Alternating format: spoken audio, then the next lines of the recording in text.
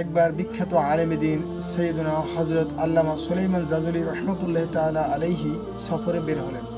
কিছু দূর অতিবাহিত হওয়ার পর নামাজের সময় হয়ে গেল। তিনি রহমতুল্লাহ তাআলা আলাইহি উজু করার জন্য পানি খুঁজতে লাগলেন, কিন্তু কোথাও পানি পাওয়া যাচ্ছিল না। এমন সময় তিনি লক্ষ্য করে দেখলেন দূরে একটি কুঁড়েঘর দেখা যাচ্ছে। তিনি রহমতুল্লাহ তাআলা আলাইহি দ্রুত সেখানে চলে গেলেন। কুঁড়েঘরের সামনে একটি কূপ দেখতে পেলেন। তিনি দ্রুত কূপের কাছে গেলেন। গিয়ে দেখলেন কূপের পানি একদম নিচে চলে গেছে। তিনি রহমতুল্লাহ তাআলা আলাইহি কূপ থেকে পানি উঠানোর জন্য বালতি ও রশি খুঁজতে লাগলেন, কিন্তু কোথাও রশি আর বালতি খুঁজে পেলেন না। এমন সময় ওই কুঁড়েঘর থেকে একটি ছোট্ট বাচ্চা মেয়ে বের হয়ে আসলো। তিনি রহমতুল্লাহ তাআলা আলাইহি ওই বাচ্চা মেয়েকে সালাম দিয়ে বললেন, আমাকে এক টুকরো রশি আর একটা বালতি দেন, যাতে করে কুয়ো থেকে পানি উঠিয়ে উজু করে নামাজ আদায় করতে পারি। ওই বাচ্চা মেয়েটি জিজ্ঞাসা করলো, আপনি কে? তখন আল্লামা সুলাইমান জাজুলি রহমতুল্লাহ তাআলা আলাইহি বললেন, আমি আল্লামা সুলাইমান জাজুলি।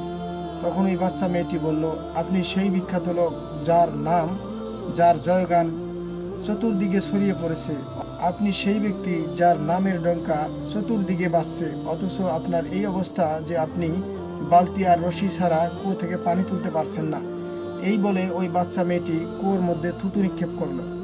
এমন সময় কুয়োর পানি নিচ থেকে উপরে উঠে আসলো এবং আল্লামা সুলাইমান জাজুলি রহমতুল্লাহ তাআলা আলাইহি সেই পানি দিয়ে উজু করে নামাজ আদায় করলেন। নামাজ শেষ করে তিনি রহমতুল্লাহ তাআলা আলাইহি ওই বাচ্চা মেয়েকে জিজ্ঞাসা করলেন, মামুনি, আপনি এই নিয়ামত কিভাবে লাভ করলেন? তখন ওই বাচ্চা মেয়েটি বলল, আমি নবী করিম রাউফুর রহিম সাল্লাল্লাহু আলাইহি ওয়া আলিহি ওয়াসাল্লামের প্রতি অধিকারে দরুদ শরীফ পাঠ করি।